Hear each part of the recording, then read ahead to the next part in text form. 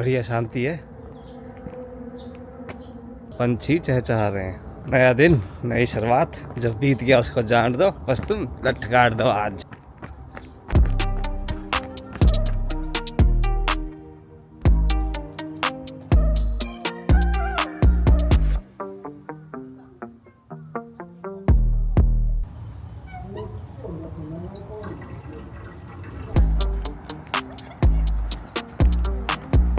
बालक भी स्कूल जाने लग गए, हम भी चले काम पे।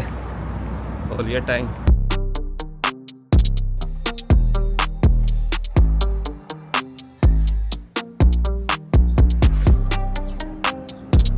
सही समोसा में आज तो। अरे मेरे पास ना एक कंपनी की मेल आ रखी है जो ब्रांड रहती है, तो मेरे को कह रही कि भैया जो इंडिया से लोग बाहर घूमने जाते हैं ना, जापान में आते हैं या फिर कहीं भी जाते हैं, तो उनके लिए एक ऐड बनानी है।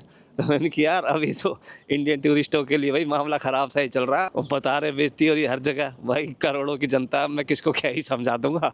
पर यार ये चीज़ें तो मेरे साथ ही होने लग रही है भाई, एक बार नहीं 2 बार होगी इसी हफ्ते में। वो तो मैं घर से जल्दी निकलता हूँ ऑफिस के लिए, इसीलिए कोई दिक्कत नहीं। तो आज तो पक्का लेट था 1000%। राम राम जी यार, क्या मजा आ रही है। आ भी रही है, वैसे ही वक्त कट रहा है। मुझे पहले भाई खूब बढ़िया लगता था, कोई इंडियन दिख जाता था मैं खुद से बात करने लग जाता था कि अब कहाँ से आए हो, इंडिया में कहाँ से हो। ऐसे अगर कोई दिक्कत विक्कत में दिख रहा है तो मैं उसकी खुद मदद करके आता था। कितनी बार तो ऐसा है कि टैक्सी स्टैंड तक मैं उनके साथ जाके छोड़ के आया कि यहाँ पर टैक्सी स्टैंड है, यहाँ से तुम्हें टैक्सी मिल जाएगी। तो एड्रेस पेड्रेस दिखा के पूरा कन्फर्म करके मैंने ऐसे बहुत बार किया। अभी 2-3 दिन पहले की बात यार, मैं H&M गया टी शर्ट सी लेने। मैं भाई ट्रायल रूम के बाहर ना लाइन से लगी रहती है, एक जैपनीज खड़ा होता, मैं उसके पीछे जाके लाइन में लग गया। तो वो ट्रायल रूम भरे हुए थे, तो जैसे उसमें से एक निकला तो फट जैसी 2 लड़के ट्रायल रूम के अंदर वो बातें कर रही थी आपस में हिंदी में। तो पता चल गया था इंडियन ही है। अब दोनों अंदर घुस गई। अब वो आगे जो जैपनीज खड़ा था मेरे को पीछे मुड़ के ऐसे देखे, मैंने कर दिया भैया क्या कर सकते हैं। तो अंदर वो बात कर रही खूब बढ़िया आवाज़ में, ठीक है रही, अरे चारू ये जाके लेके आ जल्दी से, इसका दूसरा साइज लेके आ। अब वो चारू वहाँ से निकली तो मैंने उसको रोका, मैंने की excuse me we are also lining up. मैं बोल दिया कि यार हम भी लाइन में खड़े हैं। कह रही सॉरी हाँ we are in a rush. तो मैंने की अरे तो वो जो खड़ा है लाइन में वो भी रश में भैया, मैं भी रश में, हम कोई सोने थोड़ी आए यहाँ पर। तो उसको पता नहीं क्या चलूने से काट के यार एकदम से मेरे कह रही उसको तो कोई प्रॉब्लम नहीं, you are the only one who is arguing. जो मेरे आगे जैपनीज खड़ा हुआ था उसने देखी यार ये फॉरेनर का फिर चालू हो गया, आर्गूमेंट वगैरह कर रहे हैं। अब वो बेचारा यार अपना मस्त, उसने सोचा होगा टी शर्ट खरीदूंगा, उसने उठाई, लाइन में लगा हुआ है अपना, ट्रायल रूम में ट्राई करके देख लूँगा बढ़िया लग रही है कि नहीं लग रही, उसके बाद अपने आराम से लेके घर चला जाऊँगा। अब वो देख रहा है कि ट्रायल रूम के बाहर तो भैया ये आर्ग्यूमेंट कर रहे हैं फॉरेनर्स खड़े हो के, मुझे भी ये करना पड़ेगा। उसने कहा मरन दो। उसने अपने जो हाथ में उसके 1-2 टी शर्टें थी उसने वहीं साइड में रख दी और चला गया। मुझे इतनी शर्म आई ना यार वो देख के, फिर मैंने भी यार अपनी टी शर्टें वहीं साइड में रख दी और मैं भी चला गया वहाँ से। तो यार इनसे कौन मुँह मारे, अब अपना कहीं और से ले लेंगे। तो ऐसी भाई जो सुबह सुबह की ट्रेन रहती है ना, और ऑफिस वाले जो स्टेशन होते हैं पैक रहते हैं भाई, खचा खच भरे रहते हैं।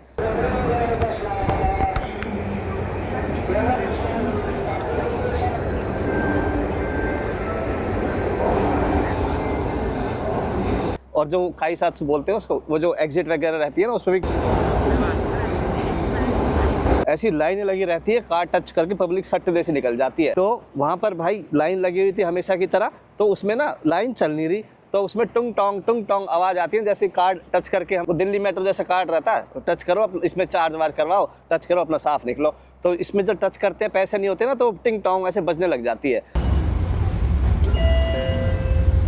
तो वो बजे जा रही। अब वो हिंदी में बात कर रहे थे तो पीछे सुनाई देगी थी। मैंने देखा साइड वन की, अरे फैमिली, एक आंटी अंकल थे और उनका एक लड़का था, 22-23 साल का लड़का होगा। तो देखा तो आंटी टच करे जा रही।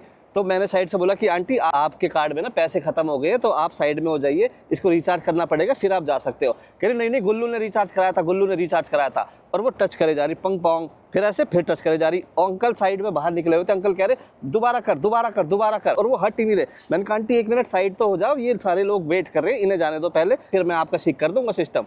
तो कह रही नहीं हमें भी तो जाना है। तो मैंने कहा आपको तो जाना है पर इनको मैंने कि आंटी इन सबको काम पे जाना है, आप सबका टाइम वेस्ट कर रहे हो, 1 मिनट के लिए साइड में हो जाओ, स्टेशन स्टाफ को बुला के आपका कार्ड ठीक करवा दूंगा मैं। यार हम भी तो जा रहे हैं यार, हम भी तो पैसे दे के आए हैं, हम कौन सा फ्री में बैठ रहे ट्रेन में। भाई मैंने बोला अरे गुल्लू भैया देख ले पीछे लाइन लग रही है, 1 मिनट के लिए साइड में हो जाओ, मैं यहीं रहता हूँ, मुझे जैपनीज भी आती है, मैं स्टेशन स्टाफ से बात करके आपका कार्ड ठीक करा दूंगा, बता दूंगा इसमें क्या दिक्कत है। और कार्ड ना जैसे फ़ोन में ऐप होती है ना, तो ऐसे टच करो तो पता चल जाता है कि इसमें कितने पैसे हैं। तो आंटी का कार्ड मैंने टच करा तो मैं पैसे तो उसमें थे 2,500-3,000 येन। कार्ड का ना कैंसिल हो रखा था। अब क्या रहता है कि जैसे कार्ड होता है ना, ये फ़ोन में भी चल जाता है, ऐप पे चल जाता है और ऐसे कार्ड में भी चल जाता है। पर इसको अगर आप ऐप में ट्रांसफ़र कराओगे ना तो इस कार्ड में जो पैसे हैं वो सारे उसमें वो हो जाएंगे ट्रांसफ़र, फिर ये कार्ड वैलिड नहीं रहता है, चलता नहीं है। भैया वो गुल्लू ने वो कार्ड अपने फ़ोन में ऐप में ट्रांसफ़र कर लिया था तो वो कार्ड आंटी का चल नहीं रहा था, तो वो तो चलता ही नहीं। स्टेशन स्टाफ ने वही सारी बात बताई पर वो मान नहीं रही। आंटी कह रही कि अरे पैसे डलवाए, गुल्लू ने रिचार्ज कराया, इसमें पैसे पड़े, इसे कैसे फेंक दूं। मैंने कहा आंटी वो गुल्लू जितने पैसे थे वो गुल्लू के फ़ोन में है सारे के सारे, नहीं गुल्लू बताता क्यों नहीं है यार। फिर आंटी को मैंने बोला कि ये कार्ड तो आपका नहीं चलेगा, तो कह रही अरे उन्होंने बताया था वापस करते हैं तो 500 येन मिलते हैं। मैंने कहा नहीं आंटी वो भी नहीं मिलेंगे, कार्ड अब इनवैलिड हो चुका है। कह रही ऐसे कैसे, ये अलग लूट मचा रखी है। मैंने कहा नहीं वो ऐसा ही होता है, नहीं चलता है कार्ड। उनको क्यों तो जाना था तो यहाँ से उनको ट्रेन चेंज करनी थी, तो आंटी को फिर वो नया कार्ड दिलवाया। और गुल्लू यार 22 साल का पूरा समझदार लड़का। मैंने कहा यार तू तो समझ, उसको मैं बता रहा, एक तो उसका नेट स्लो, स्टेशन वाला वाईफाई होता है वो कनेक्ट कर रखा था, दुनिया यूज कर रही है यार, वो कहाँ इतना स्पीड पे चलता है। तो मैंने उसको अपने फोन में चेक करके स्क्रीनशॉट वगैरह भेजे, प्रॉपर देख के पूरा समझाया, भाई गुल्लू यहाँ से ऐसे वहाँ से ऐसे ट्रेन चेंज करके वहाँ पर चले जाना आराम से। अब ओसाका में क्या है भाई, ये जो कार्ड रहता है ना ट्रेन वाला, ये जो रहता है इसमें पैसे 5-10 येन कितने भी होंगे ना, तो स्टेशन के अंदर तो घुस जाओगे, पर जहाँ पर उतरना है ना वहाँ पर टच करोगे तो वो डिंग डोंग बोलेगा और वहाँ से बाहर नहीं निकल सकते। घुस सकते हैं पर बाहर नहीं निकल सकते, वो निकलने से पहले रिचार्ज कराना पड़ता है।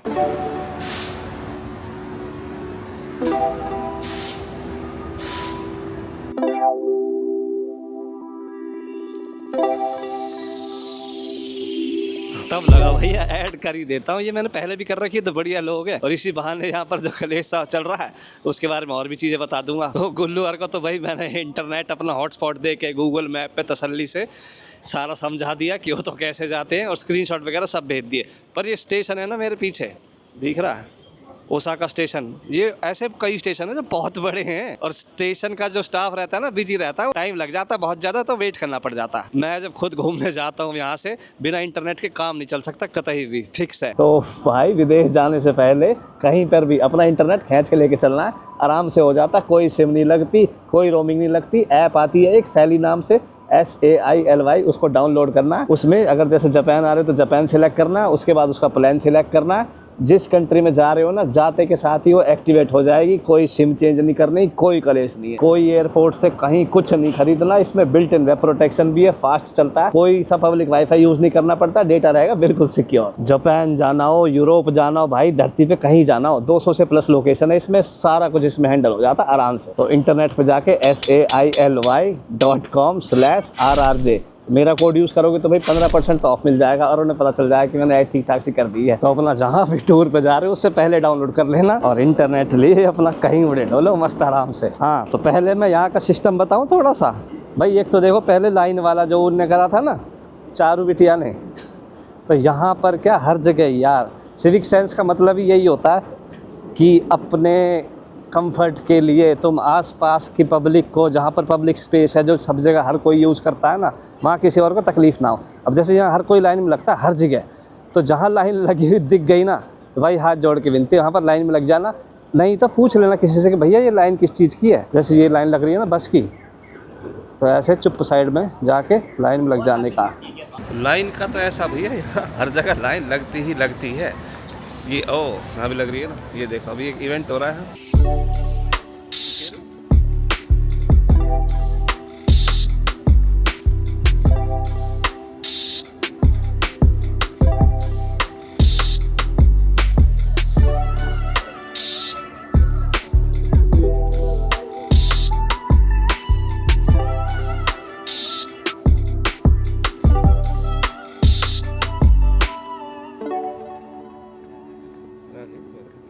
कितने ज़्यादा लोग हैं, छोटा सा एरिया फिर भी कोई केओस नहीं है, आराम से सब लाइन में लगे हुए हैं। अब भाई जो यहाँ पर आके भाई चोरी चकारी कर रहा है या फिर लड़ाई झगड़ा कर रहा है, तो उसको तो देखो समझा नहीं सकते, किसी भी देश चला जाए उसकी तो आदत है।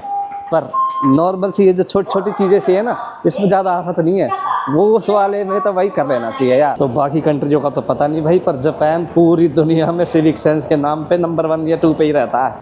ये सारी चीज़ें पहले मुझे भी नहीं पता थी, मुझे तो पुलिस ने भी पकड़ रखा है यहाँ। तो यहाँ 11 साल रहने के बाद जो चीज़ें मैंने सीखी है ना भाई, देखो हमारी तो जैसे तैसे कट जाएगी, पर अब जो कोई यहाँ पर आना चाहता है ना उसके वीज़ा में दिक्कत आ जाएगी। नाम तो ख़राब हो ही रहा है हर जगह, तो जो जापान में यहाँ नौकरी करना चाहता है या कोई बिजनेस करना चाहता है या वैसे ही कोई घूमने फिरने आना चाहता है, और जो स्टूडेंट है 12वीं पास करी है, यहाँ से ग्रेजुएशन करना चाहता है, पढ़ना चाहता है यहाँ पर, उस बेचारे का सपना टूट जाएगा। और ऐसी कच्ची उम्र में जब सपना टूटता है ना तो बहुत तकलीफ होती है। इंडिया में बहुत सारे लोगों की नेचुरली ही आवाज़ बहुत ज़्यादा लाउड होती है, टोन बहुत ज़्यादा लाउड होती है, बहुत तेज़ बात करते हैं, जो कि हमें पता नहीं चल पाता कि हम कितनी तेज़ बोलते हैं। मैं खुद भाई, मेरे दोस्त बोलते थे कि तेरी आवाज़ तो भैया हमें ट्यूमर कर देगी दिमाग में, धीरे बोले कर। मैं इतनी तेज़, मैं इतना लाउड बोलता था पहले। यहाँ पर जापान में जब मैं स्टूडेंट था, पार्क में बैठ के मैं अपने दोस्त से फ़ोन पे बात कर रहा था, रात के 11 बज रहे थे, पार्क में बैठ के बात कर रहा था मैं, बाहर अंधेरा रात को, एकदम से पुलुक पुलुक पुलुक पुलिस की जो वो रहती है गाड़ी, उसकी लाइट रहती है ना लाल और नीली सी, मेरे कंधे पे हाथ रखा पीछे से कि ओ, मैंने कि हाँ भाई। उन्होंने मुझे जैपनीज़ में बोला, उस टाइम तो मेरे को जैपनीज़ भी ऐसी आती थी टूटी फूटी सी, पर फिर भी उन्होंने मेरे को समझाया कि भैया अपना पहले तो अपना आईडी कार्ड दिखा, कौन है तू। मैंने दिखाया अपना आईडी कार्ड कि भैया मैं यहाँ रहता हूँ और ऐसे ऐसे फ़ोन पे बात कर रहा हूँ, क्या होगा, क्या प्रॉब्लम होगी। उन्होंने तब बताया कि भैया फ़ोन आया हमारे पास कि कोई पार्क में बैठ के लड़ाई झगड़ा कर रहा है, उसको शांत करवाओ, बहुत तेज़ चिल्ला रहा है वो। अब मुझे नहीं पता मेरी आवाज़ कितनी तेज़ थी, पर यहाँ के हिसाब से मेरी आवाज़ तेज थी। पुलिस वाले ने मेरे को बड़े प्यार से समझाया कि भैया बात करनी है अगर तो धीरे बात करो। मैंने उनको झट सॉरी बोला, मैंने कहा गलती होगी मेरे से, मैं नहीं करूँगा। उसके बाद मैंने धीरे धीरे फ़ोन पे बात करना स्टार्ट किया। शोर, हाँ शोर की बताता हूँ। ये मेरे पीछे ना ओसाका का बहुत बड़ा सरकारी दफ्तर है, पब्लिक आती है जाती है या दिन रात। और पल्ली तरफ ना गुड़गांव का साइबर हब टाइप, ये वहाँ से लेकर वहाँ तक ऑफिस ही ऑफिस है, ऑफिस ही ऑफिस। माइक नहीं लगा रखा मैंने इसमें, आवाज़ सुनो, सुनाई दे रहा है, पक्षी की आवाज़ें सुनाई दे रही दिन दहाड़े। ये मेन रोड है बहुत बड़ी, पीछे मेन ओसाका स्टेशन है चौड़े में। कितनी आवाज़ आ रही है, दबादब ट्रैफिक चल रहा है मेरे पीछे। तो जो गाड़ी जा रही है ना उसके टायर की, उसके चलने की वो आवाज़ आएगी, पर हॉर्न वॉर्न वैसे कोई शोर शराबा नहीं है यहाँ।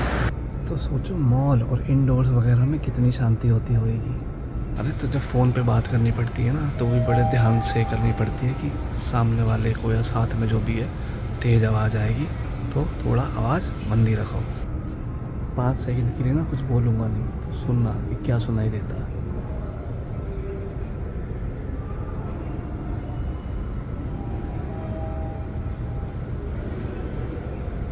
तो ऐसे में अगर कोई सोचो ओ चारू कहाँ रहेगी, आई वांट डिफरेंट साइज ना बाबा, can you get it for me, ऐसे जब कोई बात करता है ना तो कान में चुभती है यहाँ पर ये बातें, ये आवाज़ें। जो यहाँ के लोग हैं उनकी तो छोड़ो, अब ये तो मेरे जैसे लोगों के कानों में चुभने लगी हैं। शोर मचाने वाली जगह आराम से फिक्स कर रखी है, अगर शोर मचाना है तो वहां जाके शोर मचाया जाता है। यहाँ नॉर्मल रहने वाली जगहों पे शोर नहीं होता है। इंटरनेट पे भरी पड़ी है वीडियो यहाँ पर जो खूब फैलती हैं और इंडियंस का बहुत ज़्यादा नाम खराब होता है। यहाँ पर बहुत सारे इंडियन पता है क्या करते हैं, कूड़ा वैसे रोड पे नहीं फेंकते, पर क्या करते हैं, कूड़ा जो उनका इकट्ठा हो जाता है ना, या फिर शॉपिंग करते हैं उनके डब्बे पब्बे जो भी चीज़ें हैं, जो कन्वीनियंस स्टोर के डस्टबिन होते हैं, जो सुपर मार्केट के डस्टबिन होते हैं, उसमें अपना पूरा पूरा कूड़ा भर देते हैं और कंप्लेंट करते हैं कि यहाँ पर तो डस्टबिन ही नहीं मिले। हम क्या करते डस्टबिन ही मिले।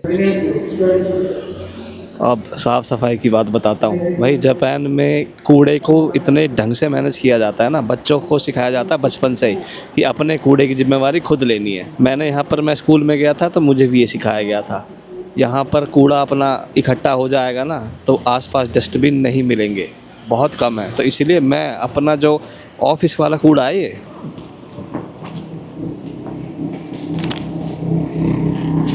जो आज खाया पिया है, पानी की बोतल, कॉफ़ी की बोतल, ये सब वो सब मैं ऑफिस में फेंक सकता हूँ। जब ज़्यादा इकट्ठा सा हो जाता है ना तो मुझे ऑफिस में फेंकने में भी शर्म सी आती है, तो मैं इसे बैग में रख के घर पे ले आता हूँ, जो कि बहुत नॉर्मल है यहाँ पर, और अपना घर में जाके फेंकेंगे आराम से। अब जैसे हम अपने घर में कहीं गंदगी पड़ी होती है उसे साफ़ सूफ करके डस्टबिन वाले एरिया में रख देते हैं ना, और फिर जब कूड़ा वाला आता है तो उसको दे देते हैं, तो वैसे यहाँ पर अपना कूड़ा कहीं बाहर नहीं रखना। डस्टबिन है यहाँ पर, कन्वीनियंस स्टोर में कुछ लोग फेंक देते हैं, सुपरमार्केट के डस्टबिन में फेंक देते हैं, पर वो कूड़ा हमारा कूड़ा नहीं होता। वो जो सुपरमार्केट से सामान लिया है ना, जैसे वहाँ पानी की बोतल ली, वहाँ पी और वहीं फेंक दी, वो वाले डस्टबिन उसके लिए। अपना जो भी कूड़ा है वो अपने साथ घर पे हर कोई लेके आता है और अपने मस्त घर में फेंकता है, मतलब फेंकता नहीं, रखता है।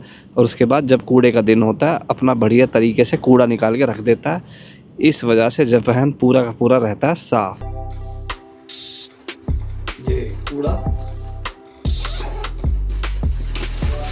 लाया, मस्त अपने डस्टबिन में डाल दिया। इतना सा करना है बस।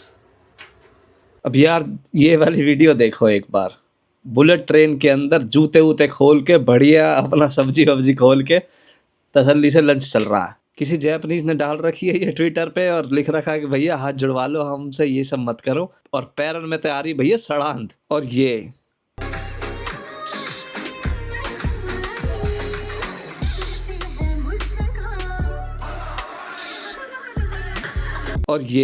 ये भैया डिज्नीलैंड की किसी राइड के एंट्रेंस में पूरा का पूरा ग्रुप पसर के सब्जी रोटी बढ़िया अपना बढ़िया चल रही है दावत। और आसपास के सारे लोग कैसे देख रहे हैं, उनकी शक्लें बता रही हैं। एंट्रेंस है वो, आने जाने का रास्ता है, वो पूरा घेर के वहां बैठे हुए हैं। ऐसी भतेरी वीडियो भतेरी फोटो डली हुई है। पूरा का पूरा ग्रुप भाई बुलेट ट्रेन में खाना खा रहा है, तसल्ली से बढ़िया पास कर रहा है। आगे वाले पीछे को दे रहे, पीछे वाले आगे को दे रहे। जापानियों के मुंह के ऊपर से सब्जी जा रही, कड़ी जा रही है और रायता जा रहा।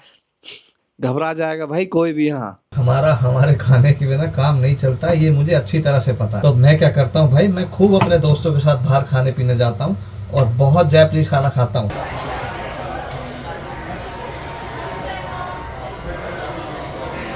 जब मुझे अपना खाना खाना होता है, घर आके खुद बना के बढ़िया मस्त खुद खाता हूँ। खाना बनाने का यहाँ पर सारा सामान मिलता है, तो अपना खाना खुद जो बना के बाहर जो लेके जाते हैं ना, जब बाहर जाके खाते हैं तो उसका भी ध्यान रखना होता है। जापान में यहाँ पर खाना खाने जैसे बताया ना, शोर मचाने के लिए भी अलग जगह है। तो अगर अपना खाना लेके जाना है तो यहाँ हर जगह पार्क होते हैं। यहाँ तो खुद दुनिया उसे बेंतो बोलते हैं, लंच बॉक्स अपना खुद लेके जाते हैं अपना खाना, खूब कोई दिक्कत नहीं है। पर हर जगह फिक्स कर रखी होती है, अगर अपना खाना लेके आ रहे हो तो आप यहाँ पर खा सकते हो। वैसे ही हमारे खाने में महक ज्यादा होती है, आसपास सबको पता चल जाता है कि वो क्या सब्जी है। मसाले की स्मेल काफी ज्यादा होती है, तो उससे आसपास के लोगों को तकलीफ होती है। तो इसीलिए जिस जगह किसी से भी अगर आसपास पूछ लेंगे ना कि भाई अपना खाना हम कहाँ खा सकते हैं, तो वहां पर खाने की जगह होगी, अपना वहां जाके बैठ के तसल्ली से आराम से खा सकते हैं। अब यहाँ पर भाई सिस्टम ऐसा ही है, यहाँ पर नहीं होते इतने ज्यादा मसाले। अब मैं खाना बनाता हूँ तो मेरा जो भी जापानीज दोस्त अगर मेरे पास आते हैं यहाँ पर देखते हैं तो खुद कहते हो कितने मसाले डाल रहा है, तुझे तो बहुत मसालों की बहुत ज्यादा नॉलेज है। और मैं तो जितने पड़े सारे डाल देता हूँ थोड़े थोड़े। तंदूरी बारबेक्यू मसाला ये भी डालूंगा सब्जी में, नया खरीदा। जीरा पाउडर, काली मिर्च, हल्दी तो डाली ही नहीं। तो हमारे लिए ये बहुत ज्यादा बेसिक होता है, पर जापानीज लोगों के लिए ये मसाले भी बहुत ज्यादा होते हैं, तो इन चीजों का ध्यान रखना पड़ता है। आज बनेगी सूखी सब्जी बढ़िया, शिमला मिर्च भी डाल दो। अब रही बात ऐसे चौड़े में खाना वाना खाने की, भाई यहाँ बढ़िया पब्लिक बैठी है, बालक चहचा रहे, भगे डोल रहे, खूब थोड़ा बहुत हल्ला उल्ला हो रहा है, उतना ज़्यादा तो नहीं हो रहा है, पर फिर भी बारिश पड़ रही है, फिर भी पब्लिक बैठी हुई है। जब अपना खाना खाना होता है यहाँ पर, उसके लिए जगह बनी हुई है। कहीं पे भी अगर पूछ लोगे तो वो आपको वो जगह बता देंगे, तो इस चीज़ का ध्यान रख लेना।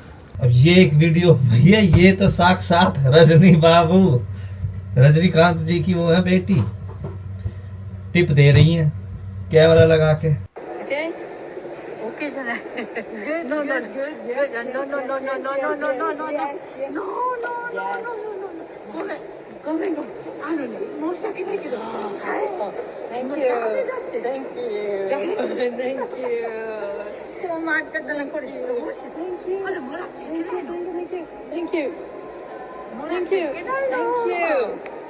ये टिप देना ऐसा है जैसे किसी सरकारी ऑफिसर को, सरकारी काम करने वाले इंसान को पैसे देना, इसका मतलब रिश्वत देना। यहाँ पर नहीं रिसीव कर सकते, उस बेचारी औरत की नौकरी चली जाएगी ऐसा करने से। और वो बार बार बोल रही है कि नहीं मेरे को दिक्कत हो जाएगी, रहने दो, मेरे को दिक्कत हो जाएगी, नहीं ले सकती, पर फिर भी उसको दे रहे हैं। अब वीडियो भी बना रहे हैं, और वो वीडियो अगर उसके काम करने वालों ने किसी ने देख ली तो उसको उस पर इल्जाम लगा जाएगी, तो रिश्वत ले रही है काम करने का।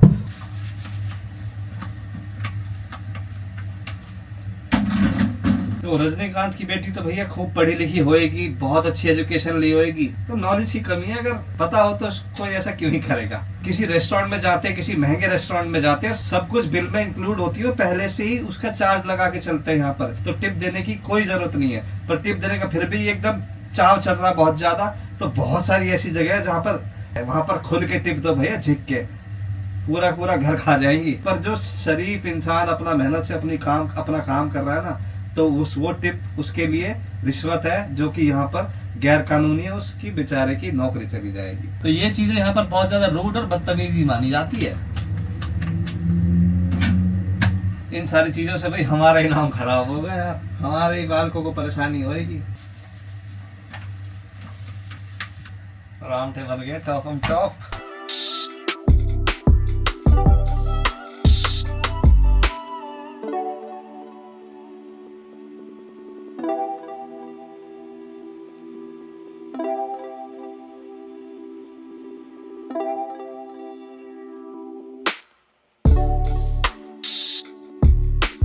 हम अपने घर में जो करना है, जैसे रहना है, हम वैसे रह सकते हैं, जैसे खाना है वैसे खा सकते हैं। पर जब अपने घर से बाहर निकलते हैं, हमारे आसपास के लोगों को हमारी वजह से कोई तकलीफ ना हो, इस चीज़ का हमको ध्यान रखना पड़ता है। फिर हम में और जानवर में फ़र्क ही क्या है, कहीं मुँह उठा के कुछ ही खा लो, कहीं हक दो। अब जैसे सपोज मेरे कोई घर आया है, अब बढ़िया, और आते ही सोफे पे जंप लेने लग गया और कूद रहा बढ़िया, और उसके बाद बिस्तर पे जाके हक दिया उसने, और उसके बाद अपना निकल के और कह रहा गया मेरे 2-4 दोस्त और आएंगे, उनका भी ध्यान रखना, देख लेना। तो वही मन में तो बात ये है कि अरे तू निकल यहाँ से, तेरे दोस्तों की करवाऊँ सेवा, सारे सबको जेल भिजवाऊंगा मैं। तो ऐसे ही जब यहाँ पर आके कुछ लोग इस तरह के काम करते हैं जिससे नाम खराब होता है, इमेज खराब हो जाती है इंडियंस की, तो उसके बाद जो बाकी आने वाले इंडियंस हैं उनके लिए फिर वही डिस्क्रिमिनेशन या फिर रेसिज्म, घर मिलना मुश्किल हो जाता है, नौकरी मिलनी मुश्किल हो जाती है, स्टूडेंट्स का एडमिशन कम होता है, वीज़ा लगने में दिक्कत हो जाएगी, तो वो सारी चीज़ें उनको झेलनी पड़ेगी। फिर तो अपने पर्सनल स्वार्थ के लिए किसी और को दुखी ना करना, इसी को सिविक सेंस कहते हैं। यहाँ अंग्रेज भी भाई पूरी उधम मचाते हैं, नहीं मानते किसी की बात, ऐसे भी बहुत सारे हैं।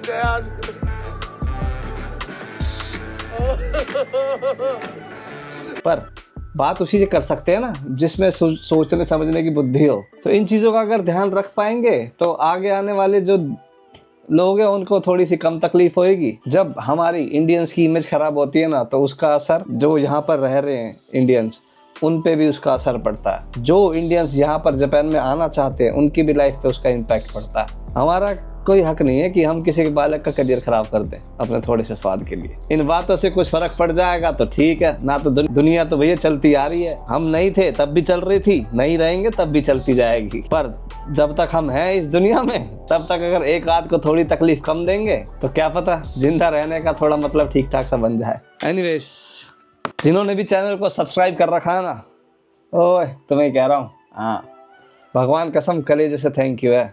और जो नहीं कर रखा आराम से कर लीजिए, बाद में कोई आफत ना आ रही है। अच्छा जी, फिर मिलेंगे, राम राम।